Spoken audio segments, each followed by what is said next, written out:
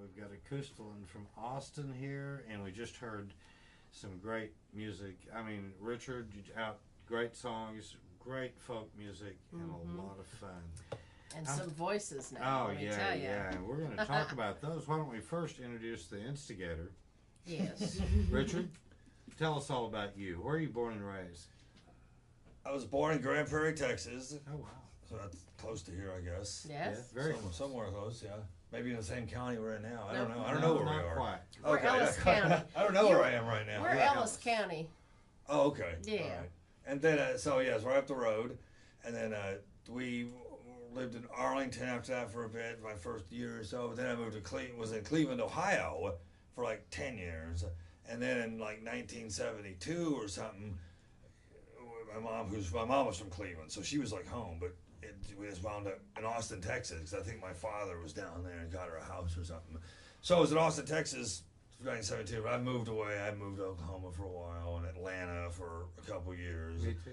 Yeah, and Atlanta in the early Oklahoma, '90s, too, and then but I always came back to Austin because it's like, well, nowhere I've been is better than Austin, so it's like that's where I'm used to. So might as well go back to where you're used to. It's the same as Nothing like else. Texas. Everybody who's lived here and leaves always seems to come back. Yeah, that's what happened to me.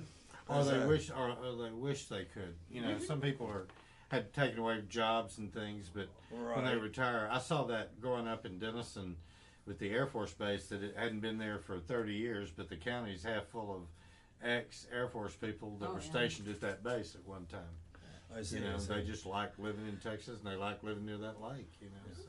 And that song we did, Quietlands, without seeming like too sentimental necessarily. It's sentimental, the lyrics of it that way, without me necessarily having felt that when it was being written. But when I look back, I go like, oh, it's very sentimental. What got you in? What got you into writing? Well, I could. Well, way back in the '70s and '80s, back when Austin was still very more folk, but still Austin. Yeah. I played a lot of music with a lot of great older. I was only like 16, 17 back then, but played with all these people who'd been playing for years in the 50s and 60s, folk musicians. That's where I learned about that kind of music. I was much younger than they were, but they didn't care. They were grab a guitar, play with us, you know. So that was a lot of really great Alleys of Austin. Yeah, right. You know, down a lot of music there.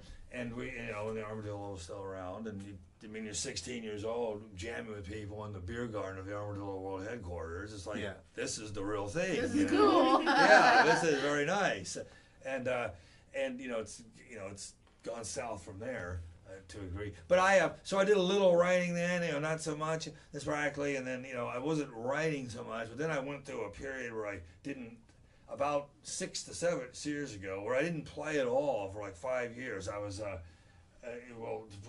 make it long story short, I was involved with some things which kept me from being creative and playing music. But as soon as I got out of that, something happened, and I started getting these ideas, and like a lot of ideas, and all of a sudden, hey, I've got enough ideas to get a band together, and then I've said this before, but it's like, by the time the idea is sort of, okay, we're going to take a little break for a while, I've written like over 800 songs that are finished. Wow. And constantly writing everything that could be performed. And the 4 albums we have out is just really a small example of all the material that I've come up with in the last 6 or 7 years. It was sort of like an avalanche, and I still have a lot of ideas I haven't developed yet too, but But, you will. Yeah, right. I will. Yeah, I mean now, but and having that happen, I was kind of like, so I changed my life where I was like, okay, I could give myself more time for myself to be creative. So I started like teaching guitar and saying I'm gonna minimalize my living, not have all the extra bells and whistles. I'm gonna become a minimalist, if you will, for lack of a better word. Focus. So I don't need that much. So I said, hey, I could give guitar lessons 10 or 20 hours a week, or however I want to, just to have enough, the basic amount of money, and then all this extra time is free for myself for writing and playing music. And I decided about 6 years ago that's how I was gonna to stay sane. You got to fund the whole thing too. Yeah. So right? You got to. We've all got to fund our music things. But but you don't. But not funding it at the risk of having no time left. Right. That was Right. what was most important. It's like, if you can do without these things, then you don't have to invest this much of your life into getting the money for those things, so you have more time to be creative. So, Richard, how did it become Acoustalin? Where did these young ladies come from? You need to introduce them to Well, everybody. Coastland was the opposite of Metallica, see. So I had to go, no, I'm just joking. Well, with the original people in the family, we had to come up with a name, obviously. Well, it's definitely going to be all acoustic. So we just brainstormed some words. Acoustic this. There were a bunch of various acoustic something, like a 2-word thing. I think there's some acoustic alchemy, some band. That's right. Too. Yeah, from the Austin area or something, and there, or maybe they're not from Austin. I don't know. But that was like an example of getting the word acoustic in there. But it was between one word, and then it was L-I-N. And we said, oh, let's be clever and put a little Y-N instead of the I. So L-Y-N. That was a nice twist. So it really, It's a good name. brainstorming with the people I had in the band at that time. There you go. I still ultimately came up with a word, I think, though, and signed off on it. Then just like rotten pears on a tree, I started losing people. And I've had a lot of people. It's hard to keep bands together. It's hard. One thing that helps if you have one, I'm not saying it should be this way, but if you have one person who's responsible for the writing and kind of the cement for it, though, and they know what they want to have around them and always go get good people, Yes. then it isn't like a band breaking up. Like if everyone left me and one fell swoop, well, it would still be me who wrote the music. I said, okay, well, I have to go find more people now. And that's just what I've always done. Yeah. Austin has too many people to choose from in that regard. Number of singers. But she was one of the ones who I found, Lisa. But then she had some health issues and left. And then she I'm better now. Y'all and she had better. more time, and she was having to get back with me And on a way singing up. your ass off on Yeah, that. That's right. And so Lisa was in before. She sang harmony on the second album, and then was gone. Missed the third and the fourth album, and now she's been back for about 8 months. And Adelaide, I used to have a 6-piece. I used to have a bass player and a percussionist, some I high joined the end. band when we had a large amount of people. We had our lead singer, our harmonist, who was doing the mandolin as well. Yeah, Gretchen, she was doing And, that, and Kenneth, who was on the percussion, and Lynn was playing bass. And we Lynn had was a- playing bass, so and- I came into a big group of people. Yeah, and what was very interesting is I needed a violinist, so I advertised on Craigslist, and she was going to living in a dorm on University of Texas, so I met her at the music building at UT. Met her thinking like, oh gosh, she's 17, like this is never gonna work. And Adelaide, you have a quality about you that's rare, and it comes across. Thank you. You really do. And Helen and I were talking about it during your set. It's a focus too that I like from you. Well, it's one thing I noticed about her when I first met her. It's like you can never tell in a first meeting, but it quickly became apparent that regardless of her young age at the time, she's older now, but regardless of her young age, she was a rare, serious young woman for someone her age, and a very serious musician. And I've had people in this band who've played with big name people, sang on Broadway, all kinds of credentials and stuff, who didn't have the dedication to stick with it as she did when she was 17 years old, and had never probably played in a band before ever. So I've got this question is a kind of about Adelaide that it's really about your feelings when you can see somebody climb into your lyric the way these two ladies do. How does that make you feel as a songwriter? That's a good question. It makes me feel proud and good. It makes me proud that I was able to find people who like what we're doing that much, who don't just hear a song or a line of lyrics, go like, whatever. They seem to be behind it. Yeah, it makes you feel good. It makes you feel like that even though it didn't seem like I have to work real hard at writing, it just sort of comes fairly easy to me. It's still though like it's rewarding.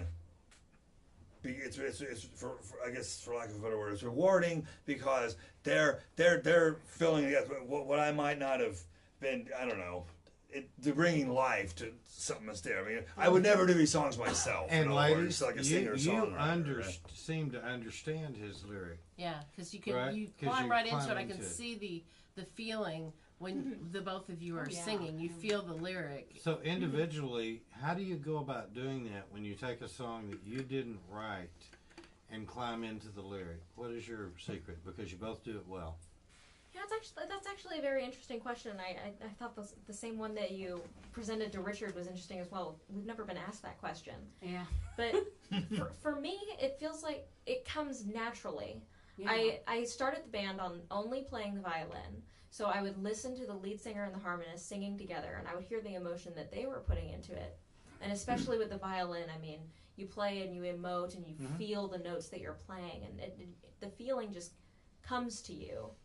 And as you learn the lyrics for a while, I mean, you've probably heard some songs before where you hear it and you know the tune, but you don't know what the lyrics were. Especially once I started singing and doing the harmony, and then eventually moving into lead, and I started hearing and knowing what I was singing along with the violin.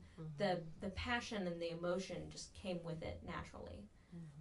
Okay. Are you a trained singer? Absolutely not. No. I took about 6 or 7 years of viola lessons at TCU. Great instrument. Mhm. God, what a great And instrument. when I came to Austin, I was trying to think, how am I going to keep up my music? I'm not a music major. And I went on to Craigslist and I looked at different options, and I saw that there was a band looking for a violinist. So I thought, well, viola and violin, they're really close. And just dived right in. We never even used the viola much, except in the studio. Yeah. But yeah, I like what she was saying, and what was interesting about her too is that the first show we already were booked for 2 whole weekends at the Sherwood Forest Celtic Festival, which is like they do a Renaissance festival thing. Well, they had a They Celtic do music. one here in Waxahachie too. Well, yeah, it's down Starbuck sort Fair. of near past Elgin and stuff in Central Texas. Yeah. And so we were booked for that, and it's like, well, that's in 3 weeks. And can we get ready? So she worked really hard, and her very first show she ever played, she never even met anyone else in the band. Got onto one of the main stages there at the Celtic Festival, and said, "Oh, by the way, everyone, this is Adelaide, your new violin player. 1, 2, 3, 4." Everything worked out perfectly, and she's really been with me ever since. And Lucky she's for you. outlasted. She's outlasted everyone just about. Yeah. Concurrently outlasted anyone else, at 3+ years. So now, Lisa, let me ask you that same question. How do you go about climbing into that lyric? Well, mine is a lot of them I make up the harmony myself. So I have to create the harmony. So I have to listen. I listen to the song, memorize the song, main lyrics and how they go, main line, how it goes, and then I start feeling. And I just hear that harmony, and it's one of my favorite things is that harmony, living in that cacophony of sound. It's just, it's one of my favorite things, and that is what gets me into it, is feeling that when we link together and make that sound that holds it in that It's a pocket. bar. It's Yeah, a that pocket, Yeah, of exactly. just sound, and that's my favorite part, and that gets me into it more, because it gives me goosebumps Yeah. just singing something Oh, yeah. like that when you Yeah. So, get there. and I know I'm speaking for Richard here, as a songwriter, as an artist who's been on stage and played a lot, it's so nice to have those harmonies with you. I mean, it's like an extension of your music, Well, I and- depend on her when we're playing. Harmony, that's the thing, and you nailed it. You listen and you hear the harmony, and that's a gift, because not all singers can do that. Right. In fact, most we- of them can't really do it Yeah, very well. we've had a couple singers that they flat out say, I can sing the main line, and That's you it. go and do your thing. Yeah, yeah. Okay. And the thing that I Sounds like found something I- very impressive about your harmonies is that not only can you do low harmony, you can do high as well. So you're a real versatile harmony singer. I am. I didn't get into. I've been in band. Started in 6th grade and went through high school. Played flute, piccolo, and then I moved up to Colorado for about 4 years, my junior year of high school. And I didn't have here. They have so many requirements to graduate. Up there, they were like, "Oh, you don't need this course. You don't need this course." you don't Smoke a need this joint and sit course." back. I'm like, let's just fill it. What do you got? You got Yeah. art. You got pottery. Drive through you town with got the windows down there, throw choir. a diploma in there. Oh yeah. I had 3 choir classes I was taking at one point in time Oh because wow. I just had to fill my schedule, and I was started as an alto, and then in another band, the Bel Canto, the singing choir, I was a second soprano. So my range is first tenor to a second soprano. I have. Look at you. I can go pretty low. Wow, I that's can cool. get up there sometimes. Yeah. So let me go a different direction here too. And this is another question for the ladies. Do you write? No. Huh? Do you write? Songs. Right. Music's your Songs of our own Yeah, or parts? individually. No, do you create your own music? Not regularly. Aside from Acoustalin. Although I do recall a time in middle school when I was writing music. I was writing, once. I was reading books, and I had come across various poems. And whenever I found these poems, I would sort of like start to sing it, and then I would think to myself, what other parts would go along with this? And then I'd pull up this program. It was called MuseScore, and I'd write out the notes that I discovered, and then pick out parts that sounded right with it as well. And I did create a couple actually Celtic songs in middle school for my viola. But now you're not writing. I want to encourage both you ladies to write because you both got songs in you. I can tell am you not that. talented in creative ways. You know, I'm not creatively talented at all. No, you've got stories. have you ever? Oh, I have stories. With writing. There you go. You just need to write them Write 'em. down. Write down thoughts and ideas. Take those stories to Richard. Write That's probably the best poetry. way. Start writing poetry Mm. because that's where I was. I was writing poetry and short stories. I did it as a kid and just kind of continued from time to time. When I met Randy, I had just started going towards taking my poetry and rewriting it in kind of a song format to where it could be sung. Mhm. And so if you enjoy poetry and you can write it and everything else, perfect. If you have I got life stories to tell, I do have life story. Yeah. there you go. And I'll tell you, writing is the best therapy in the world. Getting it out. My mom helped me pass my Adelaide too. my senior class. You in particular, I sense in you that you have the ability to really write because you have the ability to feel. And all you do is describe in what you're feeling. In the same way that you hear a great songwriter, he'll describe everything in the room that he's in. That's part of the song. Yeah. Describe in the same way what you feel. That's a very Because interesting way of putting you've got touching. You've Because got you're you've talking got about feelings. taking imagery Yes. and translating that to your feelings. Yes. Mm-hmm. Yeah, because they're in you. And I think it would be really cool. Like, I'm sure you guys get together and practice every now and then. When we get a Maybe one practice, instead of actually playing, sit down and brainstorm ideas and start writing Thoughts. together. You'll be amazed at what you because- can do. Because this guy can write. He's written Oh, yeah. hundreds and hundreds of songs. So the thing is, if he can write, you may spawn an idea in him that, from a female, I mean, He I never know, would have thought of. well, from a female perspective Yeah. too. There's just there's great We need songs more out girl there. songs. By the way, just to let y'all know that the first 3 shows in our fall schedule will all be females. So All right. Girl power. back in August. Sorry, Richard. We love you anyway. You're not invited. Richard ain't minding this. a Richard, bit. if you would, can you let our listening audience know where they can get your music? Yeah, everything's, well, you can go to acoustalin.com. There you go. And get, we have a regular.com, ACOUSTALYN.com, and everything's movable from there. You know, you can go anywhere from there. But Okay. click on music, it goes to what is it? You click on music, it goes Yeah, to all the different what's that albums. site? It's Bandcamp? Bandcamp. Bandcamp There's Yeah. Reverb and Nation as well. Reverb Nation. And your calendar of events. Yeah, as perform. well, You right? can click on. Listen, y'all need to go performances. see these guys. First of all, Absolutely. always go support live music. Second, support the troubadours of the world that are making this stuff up. And it's You know, I think please. it's is Very it important. Bandcamp? I think it's another Is site. it Reverb Nation? Yeah. No, Is it Reverb both? Nation just plays and stuff. They Okay, don't so really it's sell gotta be it. Bandcamp. Bandcamp Anyway. sells But it. you can get the You can click get on the music and it goes to the site. It's CDs, just like we and you belong can to get so many music, different sites, and but you where get you lyrics. can get the music there though. Perfect. Yeah. every kind of music. Well, Downloads I or encourage whatever. everybody to do that, and we hope to see you again and do a show. I think that everybody would love you as much as we do, and thank you again for coming all the way up here from Austin today. Sure. Thank you for having us. Glad to be bet. here. Thanks again, guys. Lisa, Adelaide.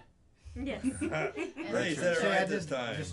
All you gotta do is slap me around a little bit. Helen, thank you, Gene, Barbara, Reno, all the people here. David, always you're such a big help getting Yeah, everything. thank everyone who was involved. Yeah, in and that all the stuff. people I don't- here and on Facebook and around the world that listen to what we do. The 100,000 or so listeners a month that go to the website.